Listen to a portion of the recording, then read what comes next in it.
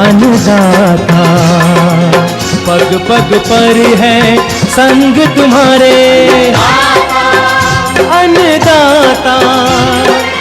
लहू किसानों का बन के पसीना सींचता है धरती का सीना।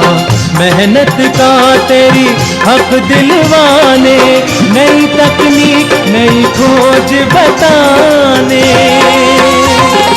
पशुधन को गुणवान बनाना, पौध सुरक्षा को सिखलाना, खेती के सब गुर समझाने, भारत का सरताज बनाने। आठों पहर है संग तुम्हारे अन्नदाता अन्नदाता।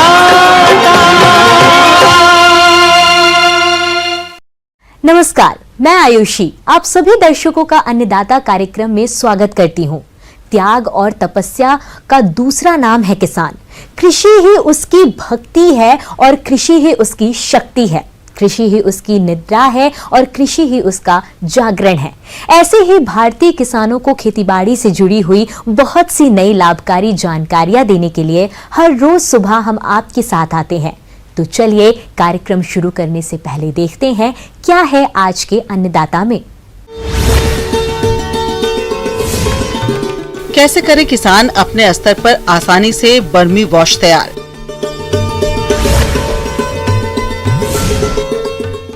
बत्तख पालन करके कमाएं अच्छी आय।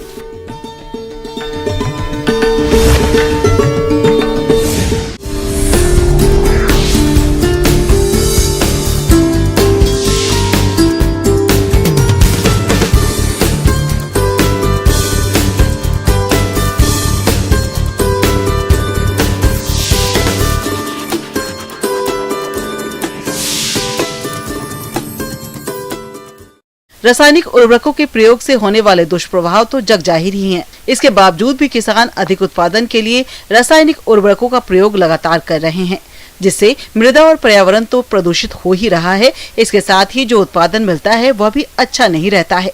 इन सभी समस्याओं को देखते हुए आज हम आपके लिए जानकारी लाए हैं बर्मी वॉश तैयार करने के बारे में, जिसको बनाकर यदि आप फसलों में प्रयोग करते हैं तो मृदा और पर्यावरण को प्रदूषित किए बिना फसलों से गुणवत्ता युक्त अधिक उत्पादन ले सकते हैं। तो किसान भाइयों, अपने स्तर पर कैसे तैयार करें बर्मी वॉश, आइए जानते हैं कृषि विज्ञान केंद्र टांकड़ा के विषय विशेषज्ञ टीपी सिंह से।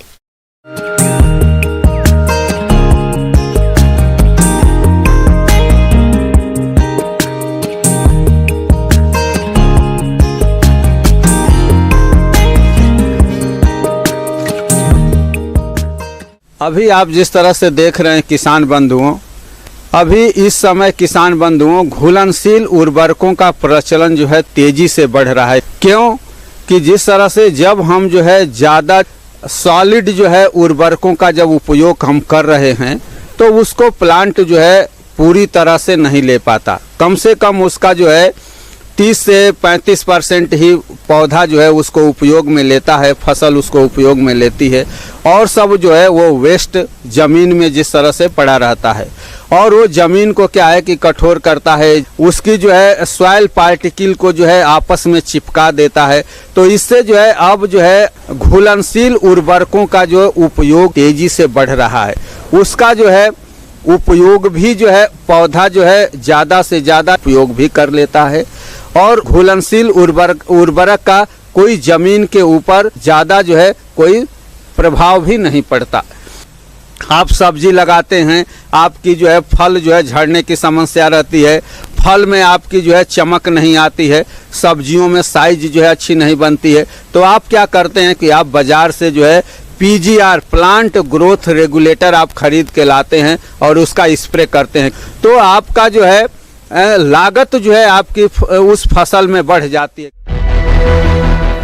आजकल किसान अपनी फसलों में घुलनशील उर्वरकों का प्रयोग करते हैं, जिससे फसलों का उत्पादन तो बढ़ जाता है, लेकिन उत्पाद की गुणवत्ता लगातार घट रही है। इसी बात को ध्यान में रखते हुए आज किसानों का रुझान बर्मी वॉश की तरफ बढ़ रहा है। तो इस परिप्रेक्ष्य में किसान बंधुओं अभी आपके सामने जो है बर्मी वॉश जो है बर्मी वॉश यूनिट आपको दिख रही है। इसमें अब आपको क्या करना है कि जिस तरह से ये बहुत जो है आसान तकनीकी है। इस तरह का यदि आप जो है वर्मी वाश जो है अपने घर पे यदि आप तैयार कर लें तो आपको जो है आसानी हो जाएगी, आपको बाजार से जो है खरीदने की जरूरत पीजीआर नहीं पड़ेगी। आप जो है अपने घर पे ही इसको तैयार कर सकते हैं। यदि आप जो है 1 यूनिट लगाना चाहते हैं तो आपको जो है 3 मटके की ही आवश्यकता पड़ेगी। यदि आप जो है 2 यूनिट एक साथ लगाना चाहते हैं तो आपको जो है 5 मटके की जरूरत पड़ेगी। और ये जो है आप ढांचा तो अपने घर पे भी आप जो है आसानी से तैयार कर सकते हैं। वर्मी वॉश को बनाने के लिए ज्यादा कुछ खर्चा करने की जरूरत नहीं है। जो आपके घर में उपलब्ध संसाधन है उनको ही उपयोग में लाकर वर्मी वॉश बनाया जा सकता है। वर्मी वॉश बनाने के लिए सबसे ऊपर पानी रखा जाता है, फिर उसके नीचे खाद केचुए डालने का पात्र रखा जाता है और सबसे नीचे वर्मी वॉश को इकट्ठा करने का पात्र रखा जाता है, जिसमें वर्मी वॉश रीस कर इकट्ठा होता रहता है, जिसे आप फसलों में उपयोग में ला सकते हैं। आपको करना क्या है किसान बंधु कि जिस तरह से आप जो है एक मटका लीजिए, उस मटके में उसके तल में जो है 1 सेंटीमीटर से भी कम आप जो है एक होल कीजिए और उसमें कोई बूंद बूंद गिरने के लिए उसमें कोई नल आप जो है फिट कर दीजिए छोटा सा, और उसमें जो मटके में आप उसके तल में आप होल कीजिए, छेद बनाइए, वो 1 सेंटीमीटर से भी कम हो। उसके बाद आप क्या कीजिए कि जहां आपने उसके तल में आप जो है 15 से 20 सेंटीमीटर मोटाई आप जो है ना गिट्टी रख दीजिए। उसके बाद जो है 15 से 20 सेंटीमीटर मोटा ही आप जो है सूखा खरपतवार रख दीजिए, या जिस तरह से आप जो है रेत जो है बजरी रख दीजिए। उसके बाद आप क्या कीजिए कि आप उस मटके में आप जो है कच्चा गोबर जो है आप डाल दीजिए, एक तह आप बिछा दीजिए। उसके बाद आप जो है 25 से 50 जो है केचुआ जो है आप बिछा दीजिए। फिर उसके बाद आप जो है ताज़ा गोबर की एक परत बिछा दीजिए। फिर उसके बाद 25 से 50 जो है केचुआ आप जो है उस पर बिछा दीजिए। तो इस तरह से तह बाई तह करके आप इस मटके में जो है ताज़ा गोबर और उसके बाद आप जो है कम से कम 150 से 200 केचुआ आप इस मटके में आप छोड़ सकते हैं। उसके बाद आप देख रहे हैं इस ढांचे के ऊपर एक और मटका लगा हुआ है। इस मटके में किसान बंधु जो है पानी है। तो आप क्या कीजिए कि 15 से 20 दिन बाद जब ये केचुआ उस गोबर को जो है भोजन के रूप में वो खाता रहता है, खाने के बाद जो है अब आप 15 से 20 दिन तक जब वो खा ले तब आप देख रहे होंगे कि जो ऊपर वाले मटके में जो आप पानी रखे हैं उसमें आप बूंद बूंद जिस तरह से पानी आप छोड़ दीजिए। तो जो जिसमें आप केचुआ और गोबर जिस मटके में रखे हैं उसमें ये पानी बूंद बूंद छोड़ेंगे तो इसमें नमी जो है इस मटके में नमी हो जाएगी और केचुआ खाने के बाद अपने शरीर से जो पानी छोड़ेगा, अब उसके बाद उस जो केचुआ जो है भोजन के रूप में जो गोबर को खा रहा है, एक तो वेस्ट के रूप में जो है छोड़ेगा, तो वो वेस्ट के रूप में जो छोड़ेगा वो केचुआ खाद का जो है काम करेगा। केचुआ खाद तैयार हो गई और जो अपने शरीर से जो केचुआ पानी छोड़ेगा आप उसको तीसरे मटके में आप उसको उस नलकी के द्वारा आप जो है उसको इकट्ठा कर सकते हैं। तो इस तरह से आपका जो केचुए के शरीर से छोड़ा गया पानी है आप उसको तीसरे मटके में आप उसको जो है आप इकट्ठा कर सकते हैं। उसके बाद यही जो केचुए के शरीर द्वारा छोड़ा गया पानी है यही जो है वर्मी वाश हुआ। वर्मी वाश से फसल उत्पादन बढ़ने के साथ साथ फसल के उत्पाद की गुणवत्ता भी अच्छी रहती है। किसान भाइयों, आप अपनी फसलों में वर्मी वॉश का प्रयोग करके लागत को कम करने के साथ साथ पैदावार की गुणवत्ता भी बढ़ा सकते हैं, जिसको आप अपने घर पर काफी आसानी से बना सकते हैं। तो आप ये अपने घर पे इस तरह की यूनिट आप बना करके इकाई लगा करके आप अपनी जो है ज्यादा से ज्यादा उत्पादन भी ले सकते हैं और जमीन पर भी कोई इसका जो है प्रभाव नहीं पड़ेगा। ये थी कुछ उपयोगी जानकारियां। अब लेते हैं एक छोटा सा ब्रेक, जल्द लौटेंगे और जानेंगे कार्यक्रम में आगे क्या है महत्वपूर्ण जानकारियां। बने रहिए हमारे साथ।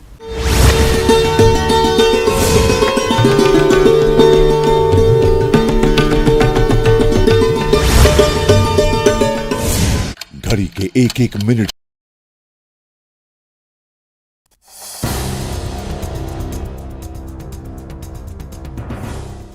शिक्षण संस्थानों में हिजाब नहीं, स्कूल कॉलेजों में यूनिफॉर्म सही, हाई कोर्ट में हारी, अब सुप्रीम कोर्ट की बारी। हारा हिजाब, जीता खिताब। विवाद शुरू होने के 74वें दिन आखिरकार वो फैसला आ गया जिसका न सिर्फ कर्नाटक बल्कि पूरे देश को इंतजार था। हालांकि हिजाब के समर्थकों को हाई कोर्ट का ये फैसला मंजूर नहीं। वो आगे क्या करेंगी हम आपको बताएंगे।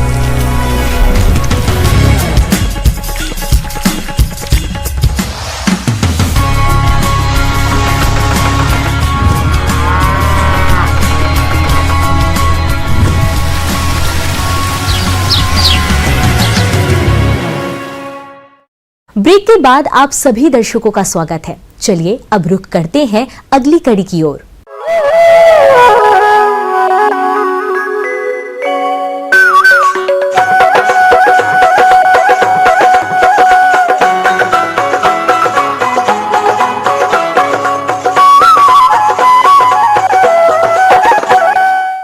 बत्तख पालन रोजगार का बेहतर जरिया बनता जा रहा है। इसे वैज्ञानिक तरीके से अपनाया जाए तो खुद के साथ कई और लोगों को भी रोजगार दिया जा सकता है। साथ ही बत्तखों में रोगों का प्रकोप भी कम होता है और इस व्यवसाय को अपनाकर कम खर्च में अच्छा मुनाफा कमाया जा सकता है। तो आप इस लाभ को देखते हुए किस प्रकार से करें बत्तख पालन, चलिए इस बारे में जानकारी लेते हैं विषय विशेषज्ञ डॉक्टर मनीष कुमार से।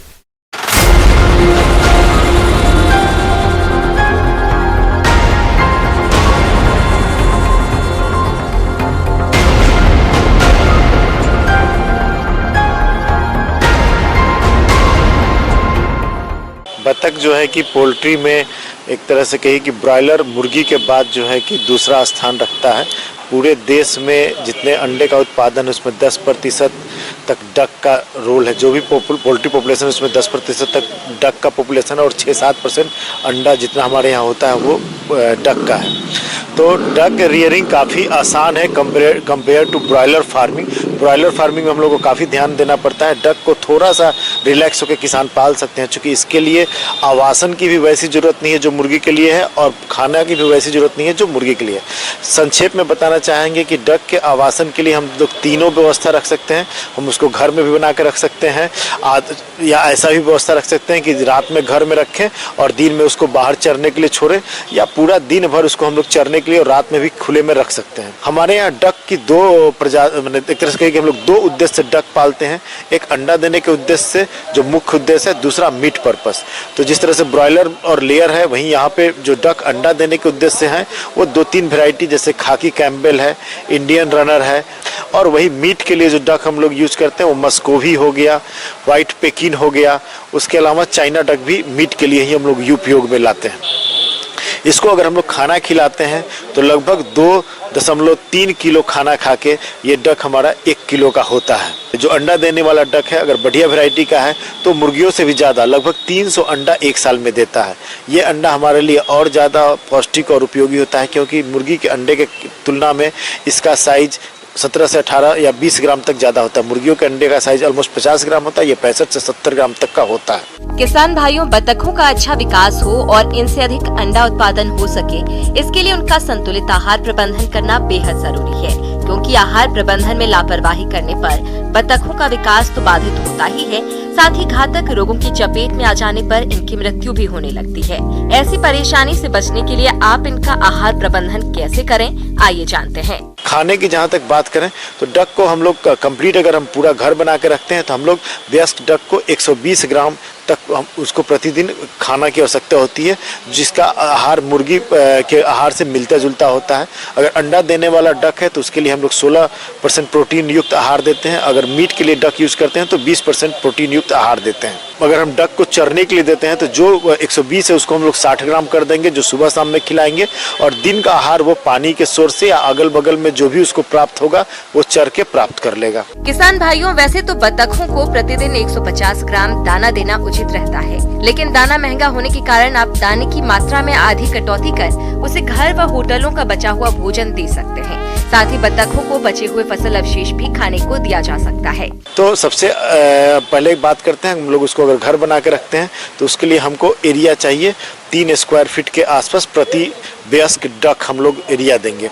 अगर हम लोग घर भी रखते हैं और खाली जगह भी रखते हैं उसके दिन में चरने के लिए, तो उसमें 2 से 2.5 वर्ग फीट प्रति डक अगर देते हैं तो वो हमारा काम हो जाता है। अगर हम लोग पूरा खुला में रखते हैं तो 1000 डक के लिए मोटा मोटी 1 एकड़ एरिया की आवश्यकता है।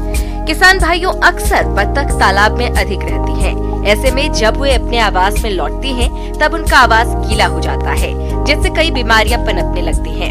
इससे बचाव के लिए बत्तखों के आवास को सूखा रखने की कोशिश करें। इनके आवास में समय समय पर बुझे हुए चूने का भुड़काव करें। इसके साथ ही और कौन से जरूरी प्रबंधनों को अपनाना है, आइए जानते हैं। डक पानी प्रेमी ये है पक्षी है, लेकिन ऐसा नहीं है कि ये केवल पानी हो और नहीं हो, इससे बहुत कुछ फर्क नहीं पड़ता है। देखा गया है कि अगर पानी है तो थोड़ा सा उसका एक्सरसाइज होता है, अदरवाइज वैसा कुछ नहीं है। जो एक और क्लोस्ट्रीडियम बोटुलिज्म है, क्लोस्ट्रीडियम बैक्टीरिया होता है, लेकिन बैक्टीरियल बीमारी नहीं होकर उसका जो टॉक्सिन होता है उससे एक तरह की फूड पॉइजनिंग होता है। वो भी डक में काफ़ी सेंसिटिव है फूड पॉइजनिंग को लेके भी, तो बोटुलिज्म भी इसके लिए बहुत इम्पोर्टेंट है। इसके अलावा ये बीमारी जो एक और डक में जो है काफ़ी इम्पोर्टेंट है, वो बच्चों में होता है, जो कि रेस्पिरेटरी डिस्ट्रेस होता है। बच्चा में डक को जब हम ब्रूडिंग करते हैं और डक को ठंडा लगता है या किसी तरह से रेस्पिरेटरी डिस्ट्रेस होता है, तो उस समय भी डक का जो है कि डक कोराइजा होता है, जिसके लिए हम लोग एंटीबायोटिक और साथ में एंटीहिस्टामिनिक चला के कंट्रोल कर सकते हैं। ये हमारे किसानों के लिए बहुत ही लाभदायक है, क्योंकि अभी भी रूरल एरिया में काफ़ी पाया जाता है, जहाँ जिनके पास ज़मीन कम है लेकिन अगल बगल में तालाब है, उसमें ये पाल सकते हैं। उसके अलावा इसके लिए उतना मेंटेनेंस की ज़रूरत नहीं होती है, ये काफ़ी हार्डी होता है, ये उतना बीमार नहीं पड़ता जितना ब्रॉयलर मुर्गी पड़ती है। ब्रॉयलर मुर्गी को रोज़ खाना देना ज़रूरी होता है।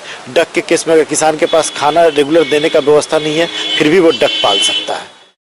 आगे और भी है कुछ रोचक जानकारियां, पर यहाँ पर रुकेंगे एक और ब्रेक के लिए। जल्द हाजिर होते हैं।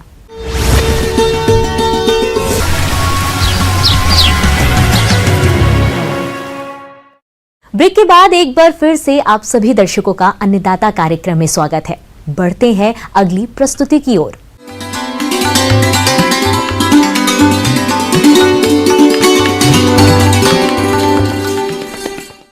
अन्नदाता हेल्पलाइन निशुल्क फोन संपर्क सेवा के माध्यम से आपकी द्वारा पूछी गई समस्याओं में से 1 या 2 महत्वपूर्ण समस्याओं को हम अपने कार्यक्रम में शामिल करते हैं। इसी के तहत आज की चयनित समस्या और उसका जवाब इस प्रकार है। अन्नदाता निःशुल्क फोन संपर्क सेवा के माध्यम से पूछे गए प्रश्नों में से आज हमने जिस प्रश्न को कार्यक्रम में शामिल किया है उसे पूछा है ग्राम घोटारसी, जिला प्रतापगढ़ के कृषक महेंद्र सिंह ने। इनके यहाँ मजदूरों की काफी समस्या है, इसलिए आलू खुदाई मशीन के बारे में संपूर्ण जानकारी चाहते हैं। तो महेंद्र सिंह जी, आपकी जानकारी के लिए प्रस्तुत है कार्यक्रम का ये अंश।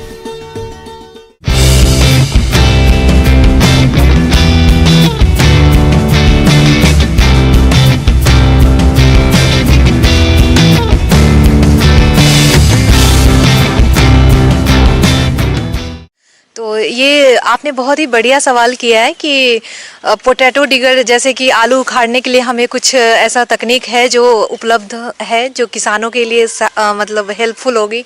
तो मैं बता दूं कि जैसे कि सभी जानते हैं कि आलू जो होता है उसकी जो खुदाई होती है वो काफ़ी मतलब श्रम लगता है उसमें। और एक चीज़ ये भी होती है कि जब भी हम आलू की खुदाई करते हैं तो कई बार देखा गया कि अगर आप हाथ से करते हैं, जैसे खुरपी से करते हैं, तो आलू कट जाती है। तो इससे क्या होता है कि हमें जो आलू का जो कॉस्ट होना चाहिए या जो उसकी क्वालिटी है वो अच्छी नहीं होती है। और दूसरी ये भी एक समस्या आती है कि उसमें मिट्टी बहुत सारा लगा हो जाता है। तो उससे क्या होता है, जब वो सूखने के बाद वो आलू का जो एक प्राइस है, क्वालिटी है, वो कम कर देता है। किसान भाइयों, आलू की खुदाई मजदूरों द्वारा करवाने से काफी श्रम और लागत खर्च आती है। साथ ही मजदूर आलू की खुदाई खुरपी और गैती इत्यादि औजारों से करते हैं, जिससे खुदाई के समय आलू के कंद चोट ग्रसित हो जाते हैं और इससे बाजार में इसका अच्छा मूल्य नहीं मिलता। साथ ही यदि ऐसे कंदों का भंडारण किया जाएगा तो कंद फफूंद जनित रोगों की चपेट में जल्दी आ जाते हैं। तो आलू खुदाई यंत्र में क्या होता है कि ये हमारे एक तो पहला चीज़ होता है कि ट्रैक्टर से ऑपरेटेड होता है, जो रियर माउंटेड बोलते हैं, मतलब ट्रैक्टर का जो 3 पॉइंट लिंकेज और पीटीओ होता है उससे ये अटैच होता है। और इसके लिए हमें ट्रैक्टर चाहिए होती है 40 HP से ज़्यादा की, मतलब अगर हम रिकमेंड करें तो 45 HP बोलते हैं। तो इसमें ये होता है कि आपका जो जैसे मान लीजिए ये 2 रो हो सकता है या 4 रो हो सकता है, मतलब एक बार में 2 रो से ये आलू खुदाई कर सकता है, नहीं तो 4 रो का भी कर सकते हैं इससे। तो ये देखा गया है कि इसकी प्राइसिंग जो होती है ये 2 रो या 4 रो जो इसकी फील्ड कैपेसिटी है उसी पे डिपेंड करती है। तो अगर मान लिया जाए कि अगर आपके पास 2 रो पोटैटो प्लांटर है तो आप उससे जैसे 1 एकड़ की खुदाई लगभग आप 1 घंटे में कर सकते हैं, तो ये काफ़ी समय की बचत करती है। तो अगर देखा जाए 1 एकड़ अगर हम मजदूर लगाएं तो ये देखते हैं हम लोग कि आधा कट्ठा जैसा वो 1 दिन में कर पाते हैं खुदाई। तो इससे क्या होता है कि हमारे लेबर का कॉस्ट इतना ज़्यादा हो जाता है कि जो भी अगर किसान अगर सोचता है कि चलो इससे हम कुछ लागत कम कर दे तो उनके लिए पोटैटो डिगर बहुत अच्छा होता है। कहीं ना कहीं ये आपकी जो लाभ है उसको बढ़ा देता है। आलू खुदाई यंत्र से खुदाई करने पर खुदाई जल्दी हो जाती है, साथ ही आलू कम चोट ग्रसित होते हैं। इस यंत्र से खुदाई करने पर आलू खुदाई लागत कम आती है। एक साथ आलू की खुदाई भी हो जाती है और इसके बाद इन्हें इकट्ठा कर आसानी से श्रेणीगत किया जा सकता है। किसान भाइयों, वैसे तो प्रदेश में कई कंपनियों की पोटैटो डिगर मशीन बाजार में आसानी से मिल जाती है, जिनकी कीमत 1 और 2 रो वाली मशीन के अनुसार अलग अलग होती है, जिस पर शासकीय अनुदान भी उपलब्ध है। अनुदान के बारे में अधिक जानकारी के लिए आप अपने नजदीकी कृषि विभाग में संपर्क कर सकते हैं। तो ये एक चीज़ है जिससे कि आलू के साथ जो मिट्टी की जो मात्रा होती है वो काफ़ी कम जाती है और आलू काफ़ी साफ तरीके से नीचे की तरफ गिरता है। तो इसको स्टोर करने के लिए भी काफ़ी सहायता मिलती है हमें, तो ये सहायतामंद होता है अगर हम बात करें तो मुझे लगता है पोटैटो डिगर अच्छा है इम्प्लीमेंट। और इसकी प्राइसिंग अगर देखी जाए तो अगर हम मैनुअल और एक होता है ऑटोमेटिक, तो ये 90,000 से लेके 1.5 लाख तक रुपए में ये आपको मिल जाती है। तो अभी सरकार के द्वारा भी कुछ अनुदान दी जाती है, आप उसको देख सकते हैं। और ऐसा नहीं है कि हर साल की खेती नहीं है, ऐसा नहीं है, ये हर साल हम खेती करते हैं। तो अगर आप इसमें अगर 1.5 लाख रुपए लगाते भी हैं तो ये आपका मतलब विदिन 2 ईयर आपको ये रेवेन्यू आपको दे देगा। मतलब आपने जितनी लागत लगाई है वो आपको वापस मिल जाता है, आपको अनुदान भी दी जाती है। तो मुझे लगता है ये आपके लिए अच्छा होगा। और किसान भाइयों से अनुरोध है कि मशीनीकरण करें और इस चीज़ को अपने खेतों में और अपने जगह पे अपने यहाँ इम्प्लीमेंट करें, वापस लाएं इसको मशीनों को और अपने खेतों में इसका प्रयोग करें, यंत्रीकरण की तरफ ध्यान दें।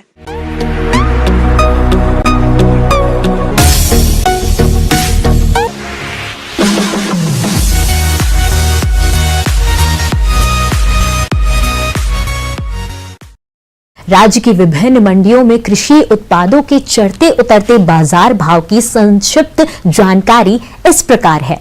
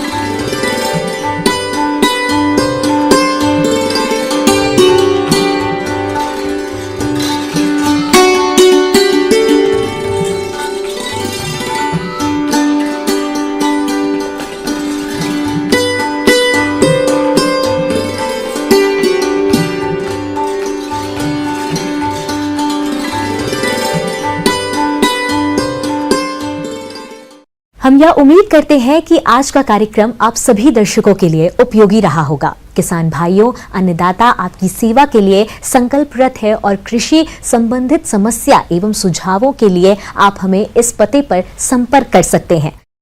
प्रोड्यूसर अन्नदाता news 18 Rajasthan, Ramoji film city, Hyderabad 501512। साथ ही आप हमें ईमेल भी कर सकते हैं। हमारा ईमेल है p18annadatarajasthan@nw18.com। इसके अतिरिक्त आप हमें निशुल्क हेल्पलाइन नंबर 1800889216 पर सोमवार से शनिवार सुबह 10 से शाम 4 बजे के बीच संपर्क कर सकते हैं। फिलहाल अन्नदाता की पूरी टीम को इजाजत दीजिए। कल फिर इसी समय आपसे मुलाकात होगी कृषि संबंधित कुछ और महत्वपूर्ण जानकारियों के साथ। नमस्कार।